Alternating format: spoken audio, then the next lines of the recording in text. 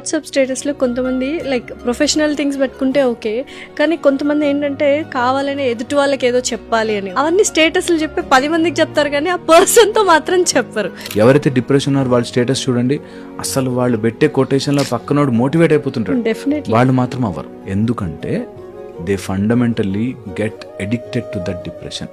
డిప్రెషన్లో ఎడిక్షన్ ఒక పార్ట్. అది డిప్రెసివ్ ఎడిక్షన్ అయి ఉండొచ్చు. ఓకే, డల్లో కూర్చుంటాడు, ఎవరితో మాట్లాడు, ఇంట్లోకి వచ్చినా మాట్లాడు, ఎప్పుడు మూడీగా ఉంటారు, అదొక ప్యాటర్న్. అగ్రెషన్లో కోపం వస్తుంది, స్ట్రెస్తోనే. ఎంత కోపం వస్తుందంటే వాళ్ళకి అసలు విపరీతమైన కోపం వస్తుంది, ఇదొక ప్యాటర్న్. రెండో ప్యాటర్న్, బాడీ వెతుక్కుంటుంది సమ్వేర్ ఆ స్ట్రెస్ని డీస్ట్రెస్ చేయడానికి నేను ఏదైనా వ్యసనం అంటించుకోవచ్చు కదా.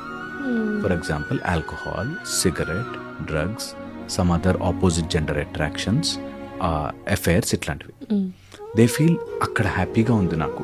ఇవన్నీ కూడా ఫీలింగ్సే. ఈ ముక్క అర్థం కాదు. నువ్వు ఫీల్ అయ్యి, స్ట్రెస్ అనేది ఒకటి ఫీల్ అయ్యి, ఆ స్ట్రెస్ని డిస్ట్రెస్ చేసుకోవడానికి ఇంకొకటి ఫీల్ అయ్యి, ఎవరికైనా ఈ ఫండమెంటల్ డిఫరెన్స్ అర్థమవుతే స్ట్రెస్ నుంచి బయటపడతారు, మిగతావన్నీ సెటిల్ అవుతాయి.